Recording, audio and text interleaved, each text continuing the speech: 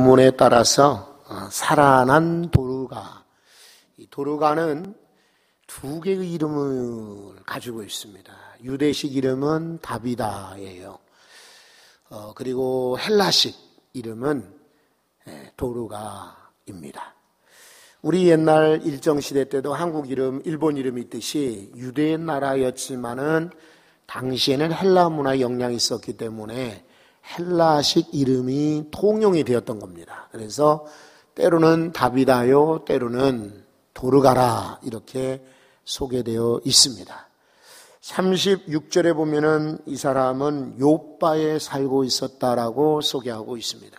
요빠는 지금 이스라엘의 신수도가 되는 텔아비브 쪽에 해안가에 있는 항구 도시입니다. 물론 지금이야 많이 축소되었지만은 고대의 항구 도시로 꽤 알려진 곳이 바로 요빠입니다. 옛날 요나 선지자도 이 요빠에 가서 배를 타고 저 스페인으로 도망가려고 했던 그 항구가 바로 요빠입니다.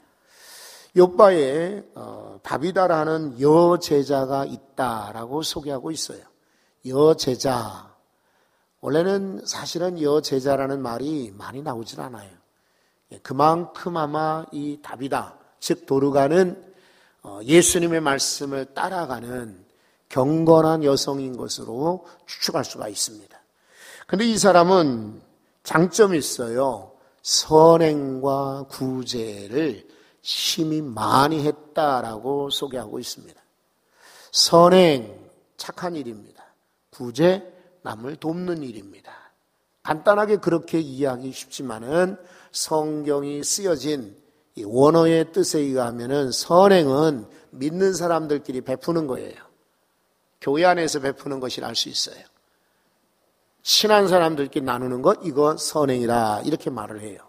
그러면 구제는 전혀 모르고 교회 밖에 있는 사람들, 지역에 있는 사람들에게 나누는 것이 바로 구제예요.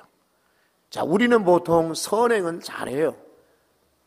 예를 들어서 오늘 이제 광고 들으신 것처럼 내일 아침에 우리 교회에 70세 이상 되신 어르신들 모시고 남한산성 갔다가 수원에 화성 갔다가 돌아오게 됩니다. 저는 개인적으로 남한산성 참 좋아해요.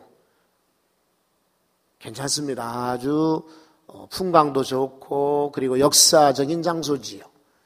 그리고 수원성은 최근에 많이 이렇게 보강되고 조성이 되었는데 아주 산책하고 걷기에 좋은 그런 장소입니다. 여기도 역사적 장소죠.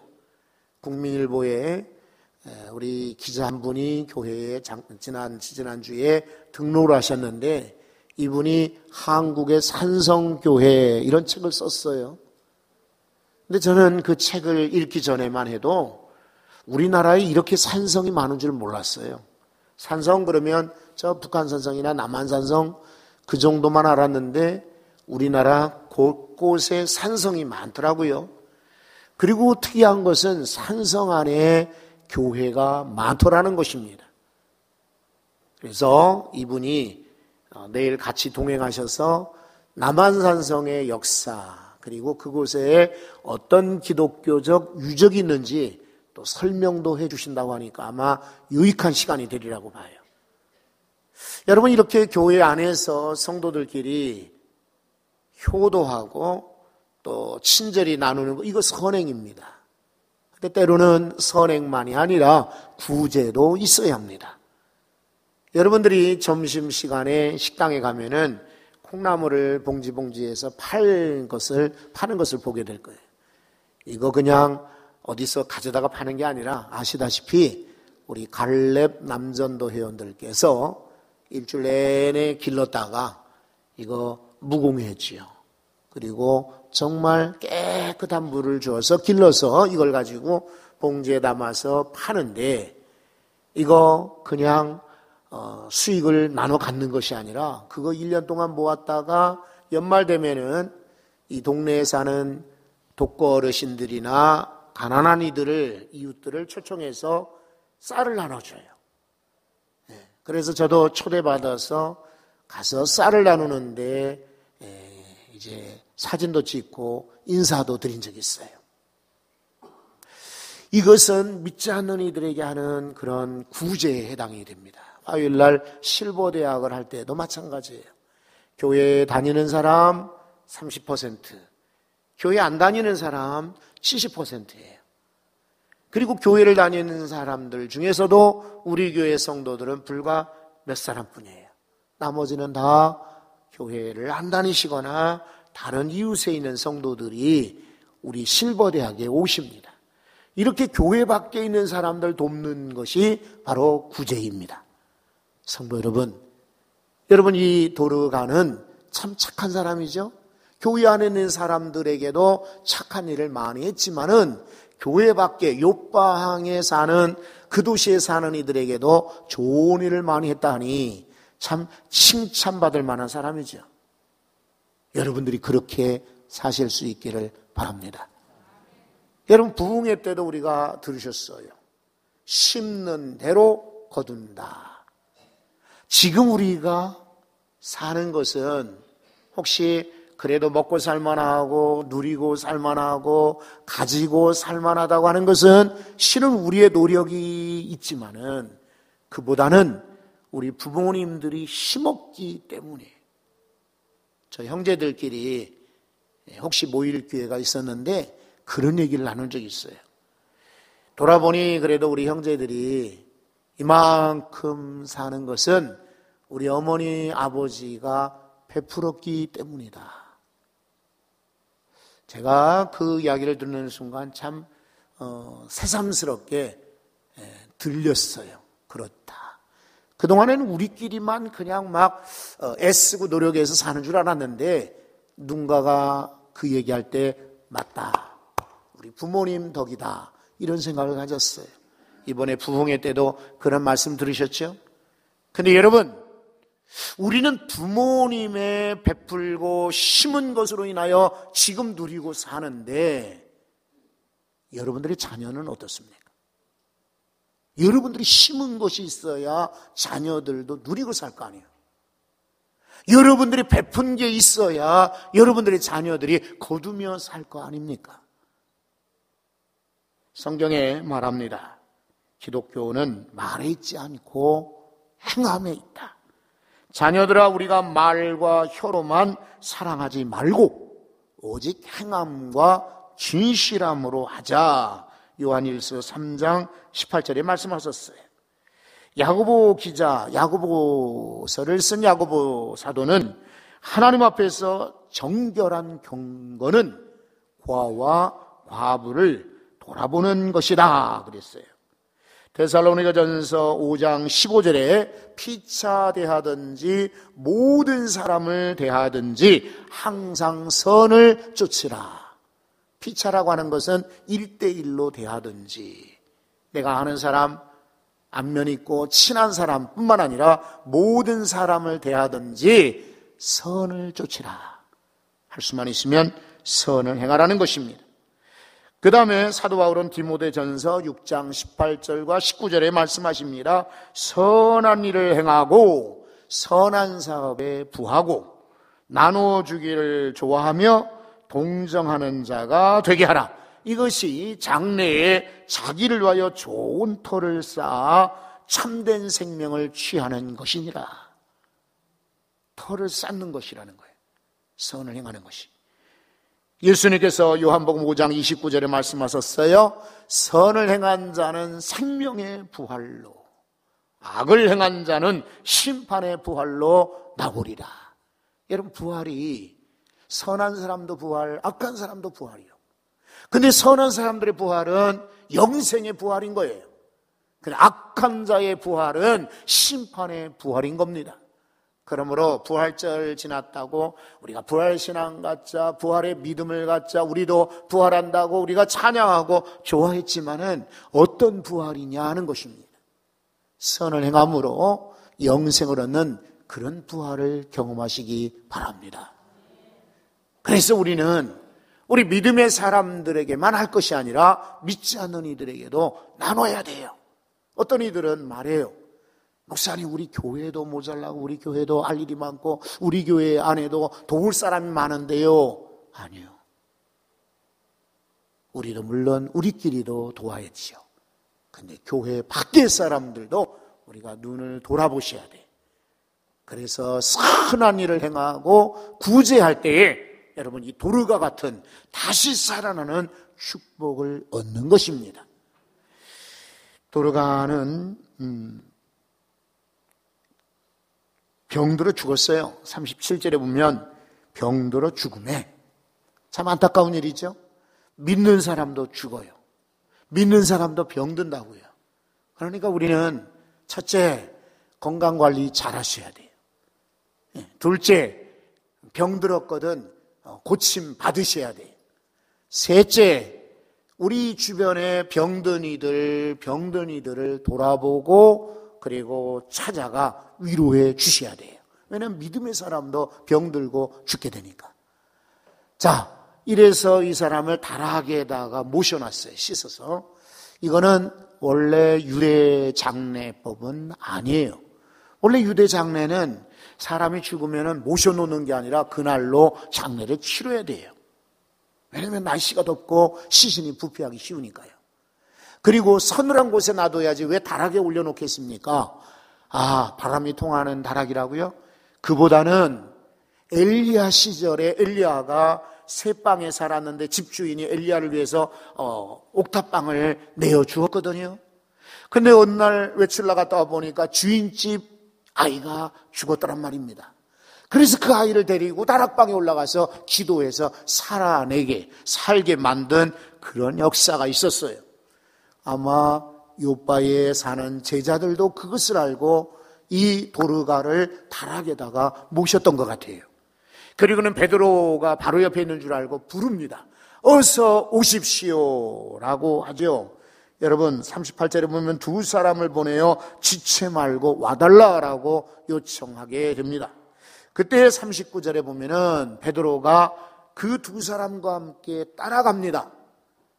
룻다와 요바는 그다지 멀지가 않아요. 한나절이 안 걸립니다. 그래서 쉽게 동행해서 그곳에 가서 다락에 올라가 보니 요바항에 사는 과부들이요, 이들이 와서 눈물을 흘리면서 고인에 대해서 회상을 하고 있는 겁니다. 그들이 전부 다 겉옷과 속옷을 보여줍니다. 바로 이 돌아가신 이 고인이, 죽은 이 사람이 우리 위해서 이렇게 옷을 해주었어요 라는 거예요. 지금은 우리 주변에 옷이 많습니다. 싸요. 근데 그 당시만 해도 옷이 비쌌어요. 왜냐하면 직물이 그렇게 흔치 않기 때문이죠.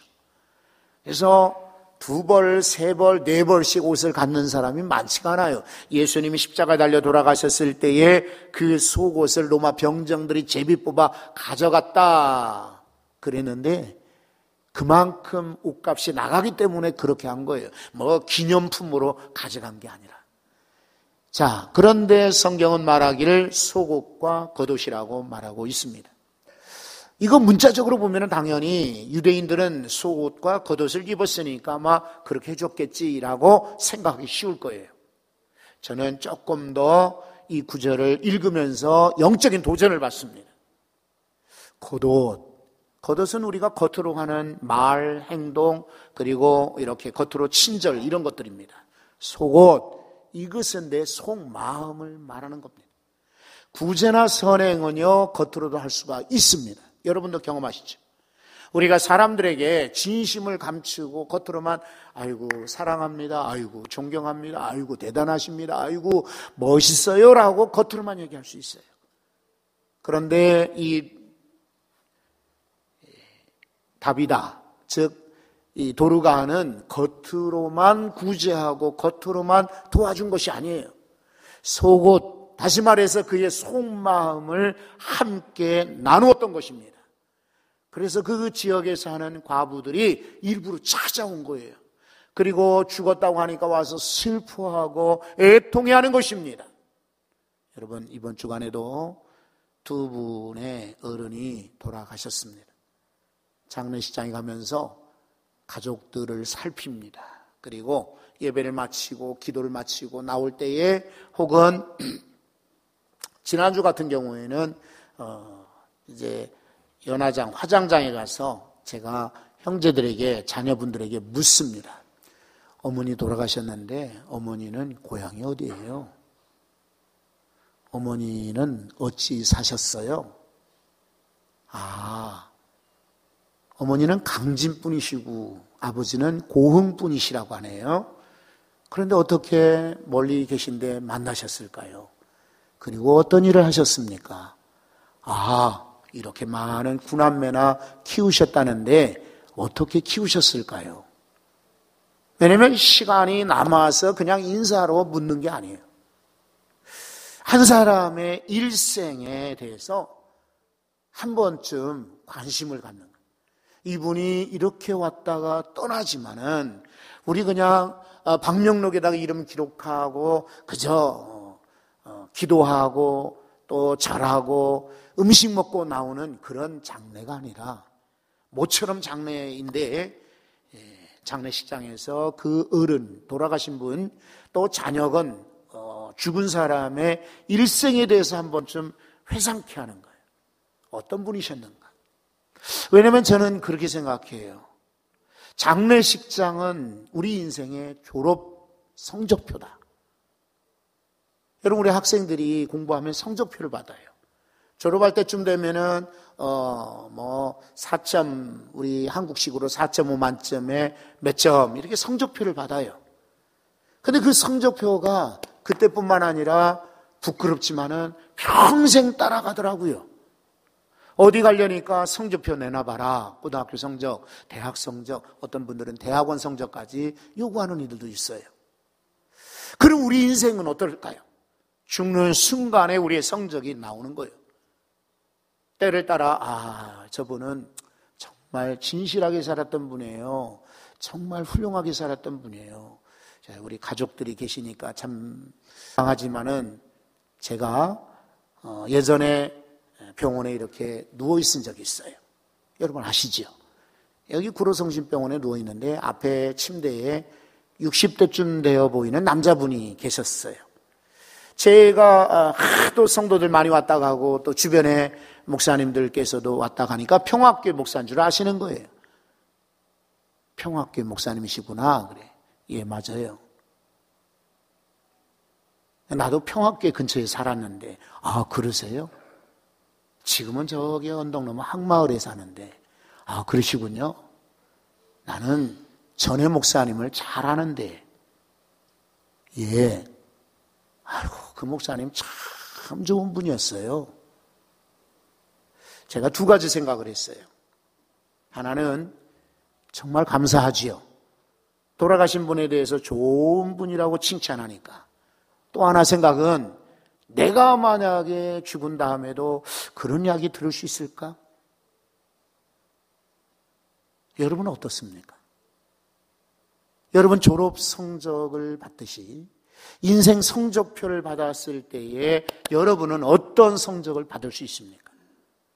여기 요빠항에 사는, 요빠 도시에 사는 여인들이 다들 찾아와서 눈물을 흘리면서요. 이 부인이 우리 위해서 이렇게 옷을 지어주었어요. 정말 좋은 사람이었어요. 착한 일 많이 했어요. 구제 많이 했어요. 정말 좋은 사람이에요. 아쉬워하면서 울게 되면은 여러분은 잘 사신 거예요. 좋은 성적을 받으신 겁니다. 그렇지 않다면은 여러분 때로는 우리는 그냥 내 마음대로 내가 원하는 대로 내가 좋아하는 일을 하면서 살지 싶은데 그렇지 않아요. 우리가 걸었던 걸음걸음이 다 발자취로 남습니다. 오늘 선을 행하십니까? 선이 남겨질 것입니다. 반대로 악을 행하십니까? 악이 우리의 발자취에 남을 거예요. 좋은 발자취만 우리 남길 수 있기를 바랍니다. 베드로가 이 사람을 찾아갔습니다. 오늘 베드로가 고친 이야기 40절에 소개되어 있습니다. 우선 1번 사람들을 다 내어보냅니다. 은밀히 기도하겠다는 그런 뜻이죠. 그리고 이것은 예수님께서 바로 그렇게 하셨어요. 회당장 야이로의 딸이 병들고 급기야는 죽었습니다. 그곳에 보니까 많은 사람들이 웁니다. 예수님을 향하여서 원망하기도 합니다. 왜 늦게 오셨을까? 일찍 왔으면은 이 아이 살아날 수도 있을 텐데 하는 그런 아쉬움도 있습니다. 그런데 예수님은 다 물리치고 그 아이와 단독으로 하나님 앞에 기도하게 됩니다. 베드로는 이것을 이미 다 알았기 때문에 사람들 내보내고 은밀히 기도했을 것입니다. 그 다음에 여러분, 무릎을 꿇고 기도했다라고 성경은 소개하고 있습니다. 원래 유대인들은 무릎을 잘 꿇지 않아요. 손을 잘 모으지도 않고요. 손 들고 일어서서 기도하는 게 누가복음 11장 같은 데 보면은 바리새인 이 세리들의 기도를 보면은 그렇게 기도하는 것을 알 수가 있어요. 그런데 누가복음 22장에 보면은 예수님께서 겟세마네 동산에서 기도하실 때는 무릎을 꿇고 기도했단 말이죠. 이것은 간절히 기도했다는 그런 뜻이에요. 아마 지금 이 베드로가 무릎을 꿇고 기도했다는 것은 그만큼 간절한 마음으로 기도했다 하는 것을 알 수가 있어요. 자, 세 번째는요, 시체를 향하여 뜻밖입니다. 이르되 다비다여 일어나라 라고 선포합니다. 여러분, 이 베드로 사도는 여전히 유대인이고 유대식 그런 생활 습관을 지났기 때문에 도르가라 하는 이름보다는 다비다가 더 귀에 익었을 겁니다. 그리고 더 쉽게 호칭을 그렇게 불렀을 거예요. 그래서 다비다야 일어나라 라고 외칩니다. 이것도 아마 야이로의 딸, 회당장의 딸에게 달리라고 내가 내게 명하노니 여자아이야 소녀아이야 일어나라고 하는 이 말씀을 아마 이 베드로 사도도 기억했기 때문에 그렇게 외친 줄 압니다. 근데 이것은 단순히 베드로가 능력이 있었기 때문에 외친 게 아니에요. 이거 벌게이트 버전이라고 있어요. 라틴어 번역 성경 가운데. 그리고 시리아 사본이라고 있어요. 사본이 여러 개 있는 중에 거기 보면은 이 구절이 포함되어 있습니다. 다시 말해 주 예수 그리스도의 이름으로. 우리말 성경에는 빠져 있지만은 이 사본의 원래 라틴어 성경에는 주 예수 그리스도의 이름으로 일어나라고 이렇게 선포했다는 거예요. 그랬더니 이 다비다가 눈을 떠서 베드로를 보고 앉는 것입니다. 베드로가 41절에 보면 손을 내밀어 저를 일으키고 사람들 앞에 보여줍니다. 그때 놀라운 일이 벌어집니다. 42절에 같이 온 요파 사람이 그것을 알고 많은 사람이 주를 믿더라. 할렐루야. 이 도르가 다비다가 살아났습니다. 여러분 들어보세요. 설교는 옛 이야기를 전하는 게 설교 아니에요. 성경 이야기를 소개하는 시간이 아니에요. 기적을 소개하고 동화를 소개하고 옛날에 이런 일이 있었어요 하는 역사 얘기가 아니에요. 설교는 성경에 나와 있는 이야기는 오늘날도 이루어진다는 것을 선포하는 게 설교예요. 도르가가 살았다. 다만 옛날 도르가만 살까요? 천만에요. 저와 여러분도 삽니다. 그리고 살아나야 합니다. 이 도르가는 죽었다 살아났지요. 우리도 영이 죽었다가 살아났습니다. 그리고 우리 삶 속에서도 살아나야 될 부분이 얼마나 많습니까? 부흥회가 바로 그런 거 아니에요? 영혼이 살아남, 새로이 일어남, 이것이 바로 부흥회예요. 저는 여러분들이 낙심하고 근심하고 걱정하고 염려하는 자리에서 살아나시기를 바랍니다. 나는 할 수 없어. 나는 틀렸어. 나는 뭘 해도 안 돼. 이런 좌절감에서 살아날 수 있기를 바랍니다. 오랫동안 투병 생활하고 아프면은요, 만사가 귀찮아요. 그리고 소망도 끊어져요. 그리고 식구들도 지쳐요. 그리고 주변 사람들을 만나고 싶지가 않아요.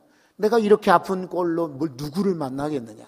그래서 점점 단절되고 위축되고 그리고 어디 나가고 싶지도 않고 그리고 마음이 자꾸만 우울해지고 답답하고 빨리 떠났으면 하는 마음들이 많이 들어요.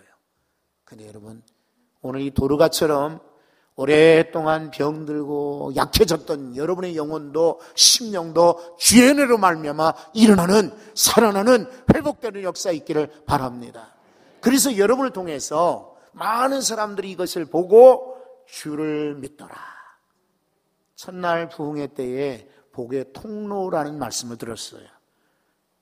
여러분, 우리 인생은 두 종류예요. 하나는 하수구, 하나는 생수관. 하수구도 필요해요.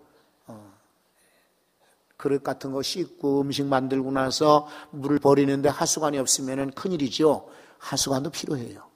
근데 우리에게 정말 없어서는 안 될 것은 생수관입니다. 저는 여러분들이 우리 평화교회에 속한 모든 성도들이 생수관이 되시기 바래요.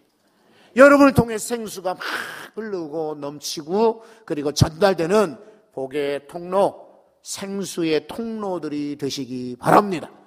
바로 이 도르가가 그렇지 않았어요?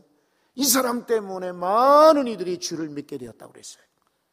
여러분 때문에 죽어가던 사람들, 주를 모르는 이들이, 친척들, 친구들, 이웃들이 여러분 때문에 주께로 돌아오는 복음의 통로가 되시기 바랍니다. 저 구글 지도요, 구글 지도에서 우리 지금 선교센터 짓는 곳을 찾아봤어요. 왜냐면 저 가본 적이 없어요. 그래서 어디쯤인가, 그 지역은 뭐가 있나 유명한가. 이제 우리 6월 달에 그곳에 6월 말에 가서 헌당식도 하고 마을 잔치도 한번 하고 그리고 이왕 선교센터에 150여 명 우리 어린 친구들 위해서 부흥회도 하고 이렇게 해서 하려거든. 이 지역은 뭐가 유명한가, 어떤 곳인가 하는 것을 한번 보아야 될 거 아니에요. 그래서 지도를 한번 살펴봤는데 깜짝 놀랐어요. 왜냐하면 이 동네가 차를 타고 20분, 30분만 가면 제법 큰 짬뽕참이라고 제법 큰 도시더라고요. 푸놈펜, 시엔립 하는 옛날 수도, 지금 현재 수도 그 다음 도시가 될 만큼 제법 큰 도시예요. 그리고 중앙에 있어요. 이게 캄보디아 전역에서 모이기 쉬워요. 자, 마음에 도전이 되고 그리고 참 감사가 되더라고요. 우리는 잘 모르지만은 선교사님을 통해서 그 시골 지역에다가 선교센터를 세운 줄 알았는데 불과 조금만 차를 타고 나면 큰 도시고 인구도 많고 사람들이 교통이 사방으로 통하는 교통 요지가 열려 있더란 말이죠. 그래서 기도하게 돼요. 선교센터를 통해서 캄보디아에 복음의 통로가 되도록 여러분의 인생 가운데서도 여러분을 통해서 주변 사람들이 살아나는 구원받는 복음의 통로가 되시기 바랍니다. 기도하겠습니다. 하나님,